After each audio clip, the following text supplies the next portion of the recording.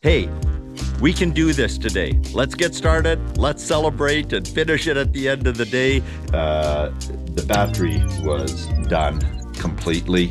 Would not take charge at all. We're lubed, we're oiled, we're cleaned, we're fueled. Gotta put some water in that tank. I've got to pull all 6 of those screws, unseal the actual electronics of the unit. Hey, stay tuned for the next couple of minutes and you'll see what it is we're building.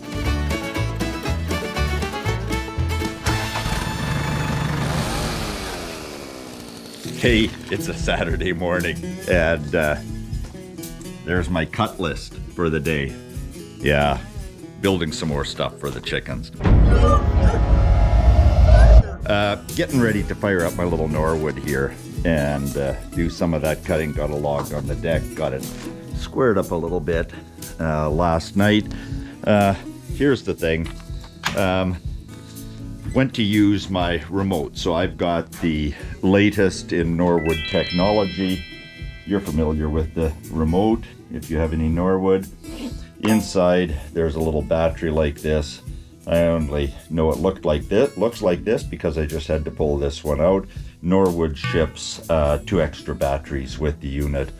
I've only had maybe 8 hours of cut time, if that, using that remote. The battery itself and the handheld remote are 6 months old.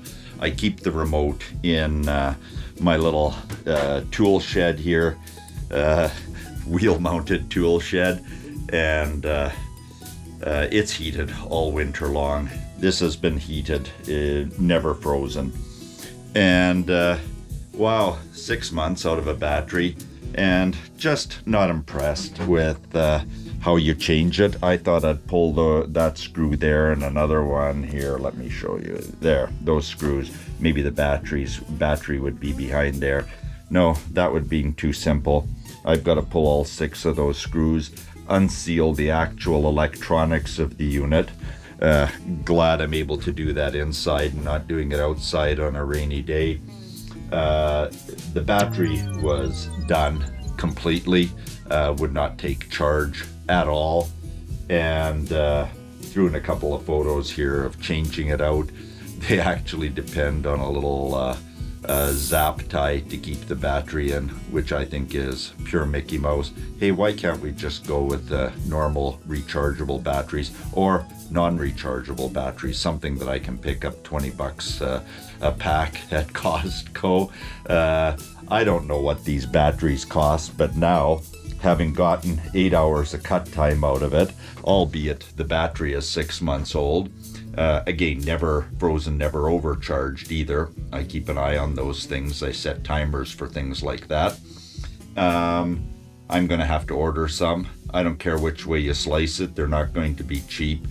To me, that looks like something Norwood will charge me $10 a piece for. When I actually get the invoice, I'll post a comment down below this video.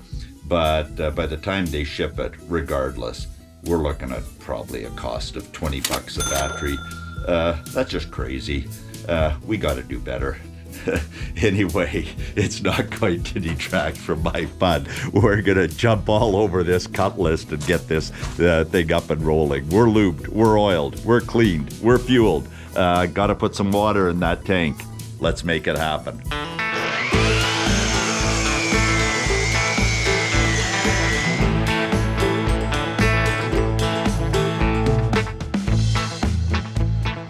Hey, so what are we cutting this wood for? Well, we have what the grandkids call a Projy happening. And Coral and I have a ton of fun mapping something out at the beginning of the day, like that cut list, and going, hey, we can do this today. Let's get started. Let's celebrate and finish it at the end of the day.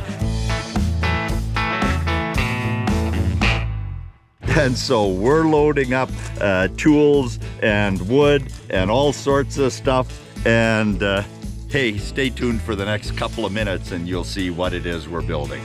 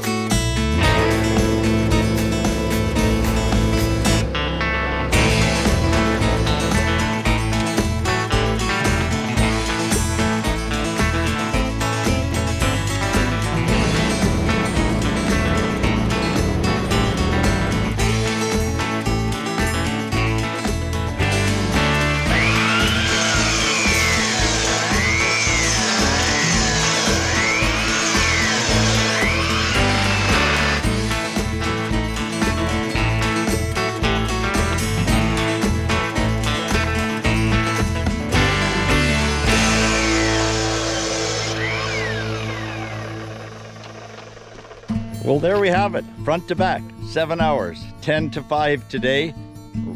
Oh, 5:14. I'd be up there putting the roof on right now, but we had some green aluminum we were gonna put on there, and I took a little stroll all the way over there to that woodshed you see in the distance. And I kind of eyeballed this up, and you know what? That green roof was going to do nothing for it here. Everything around here is white and gray. And so going to pick up 5 sheets of 2 by 8 foot corrugate. It's kind of a, you can see it up there. It's that stuff. And we'll slap that on. It's ready to go. And there we have it. And the 7 hours included log selection for length and diameter for what I needed, log transport, picking them out of the deck.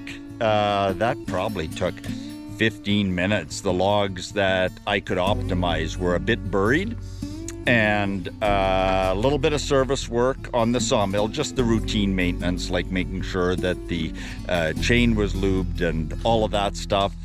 Some chop saw work, and there was a few other odds and ends in there that you can probably guess at, going back and forth for a few tools here and there, but that's it. And without Norwood and without Wood Miser, where do you get live edge like that? I mean, we've had enough to do with contractors around here lately that to know that this would have been, minimum $2,000 to do.